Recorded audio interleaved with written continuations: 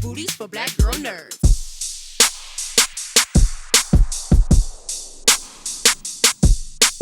Thank you, Sasha, for your time. I appreciate it. Hi, how are you? Very, very good. Thank you. You know, you're a wonderful performer. And I think of, Thank you so much. I have a fascination with female superheroes and the movement. We, they have in common, they're all women, but they're very specific in their movement. So when you were shaping how you wanted your iteration of Supergirl to be, what superheroes of the past inspired how you even wanted to move outside of the direction you were giving in this film? I think this Supergirl is very specific. I think she's more androgynous. She has this like mix of her femininity and masculinity, and I really love that about her. I think that makes her really special. I'm so proud of her, and I love her deeply. I don't know if I'm a superhero fan. You know, I've watched all the movies, and if I haven't watched them, like I'll watch them immediately. But you know, the biggest inspiration that I have as well, because she inspired me, was Gal Gadot's like Wonder Woman in 2017. I watched that movie in theaters, and after that, I cut a little photo of her doing stunts in her Wonder Woman outfit, and I put her on my vision board, and I was like, that's what I want. I belong there as well. Her representation allowed me to believe that I could be that as well. And now she texts me, and that is a wild thing to experience. And that's all I hope for people, you know, who are watching Supergirl, and I hope that they see themselves in me, and then they can believe that, you know, dreams are not impossible. Dreams exist for a reason. They are definitely achievable, and I'm a big testament of that, I would say. So please follow your dreams. I would say for sure. So with that wanting and manifesting all those things, how do you react to yourself when you get to see yourself for the first time, full regalia? You know, you practice and train for so long, then you get to the shooting day where you see it all. So how does Sasha react to? It's shocking. Well, first of all, you know, there's hundreds of people on set following you, making sure you're okay, making sure that the outfit looks good, that your makeup is in check. You know, she's an alien. She's gotta look perfect. Like, she's, you know, the sun, how it hits her, it's a thing. And I think I couldn't process it. I was just like kind of focusing on the role. And it wasn't till one day Andy kind of were like, take her off of the wires. And he's like, come look at the monitor. And it was the scene where she's levitating in the sun, and she's hovering, and she's receiving energy from the yellow sun. And I turned into a 5-year-old. It was like an out of body experience, looking up at this superhero, at like Kara Zor-El, at Supergirl, and feeling deeply emotional, and being like, wow, I wish I would have had her when I was little. So I'm deeply honored, and that I get to experience and fall in love with her. Mhm. And lastly, one fun question, you know, whereas fans are always enjoy the poses, the landing when the superhero descends upon us and you have to land just right. What is the key to nailing the landing, the superhero popping up on the ground and making it look all majestic, how we Man, enjoy it? I don't know. I think everyone does a different one. I remember like seeing an interview with Florence Pugh talking about her landing as well, and that like really beautiful moment that they had with Scarlett Johansson and Black Widow. It was so beautiful and iconic how she makes fun of her. But I don't know. You know, the landing, you know what the hard part is? With Superman and Supergirl, well, those landings, when you're on wires and you're coming down, you can't look down at the floor. So you gotta know that you're landing. So it's not like my toes feel it, you just have to know. And that was hard for me. It took some practice, and eventually I would be able to land and make it feel like I knew. It was like this flow. I think like practice and just kind of looking at your body, filming and feeling what's right. I always kind of led with my emotions as well, of like how she was feeling.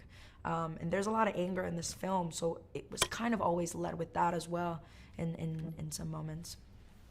Well, you are awesome. I appreciate your time very much. This movie is mesmerizing Thank you and so much. fantastic. So I appreciate you and have a wonderful premiere. I Thank you. appreciate you. Thank you for being here with me. Bye. Bye.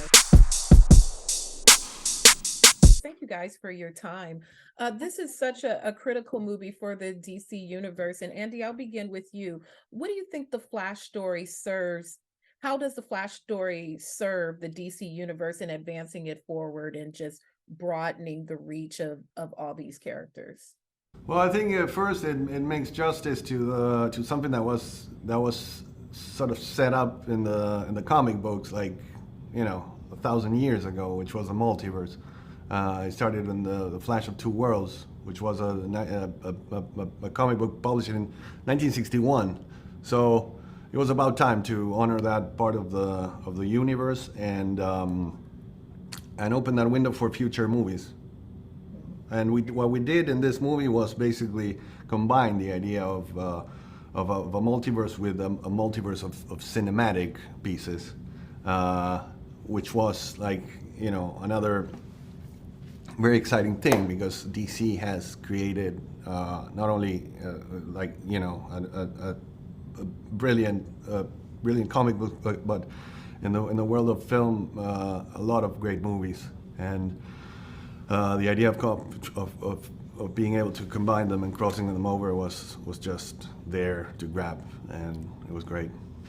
Mhm. Barbara, for you, from the producer's point of view, when you have a big, huge project like this, what does your day-to-day even look like? There's so many moving parts to a film like this. What does your corner of the world look like throughout this process? Well, I love making movies. I love the process actually, and I think my growth has been to learn how to delegate better. I have like the most amazing crew. There is no way. We shot 138 days of principal photography.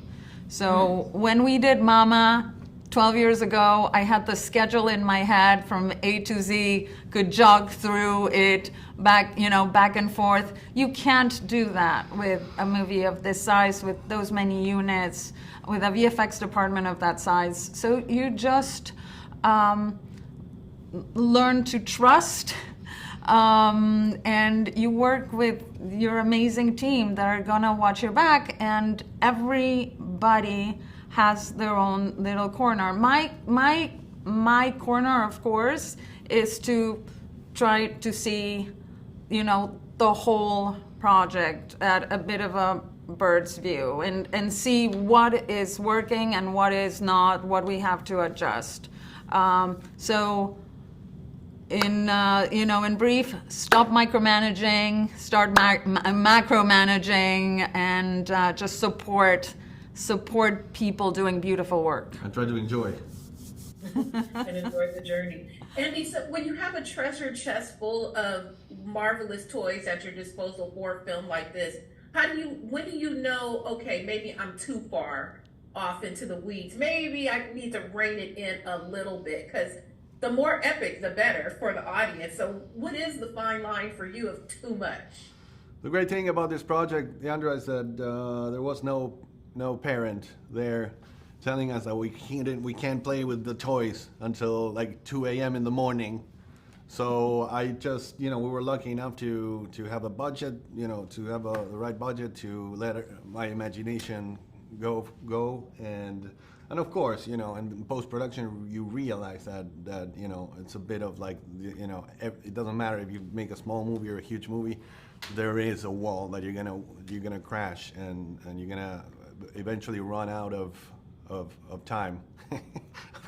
The clock is ticking, and Also because he would shoot till, he will be shooting until next year. Yeah, it's that's his favorite thing to do. That's so. one of the things, but the truth is that that we had a studio that always trusted my vision and my instincts and my work and collaboration with the actors and especially Ezra Miller, who is an acting prodigy, and we had a lot of fun doing it. And I think the studio understood that and didn't interfere with us playing with toys. So there was no limits in that sense.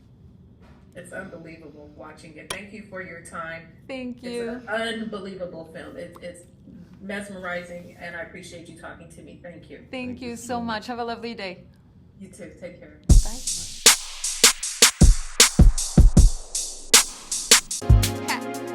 Better shake your booties for black girl nerves. Better shake your booties for black girl nerves.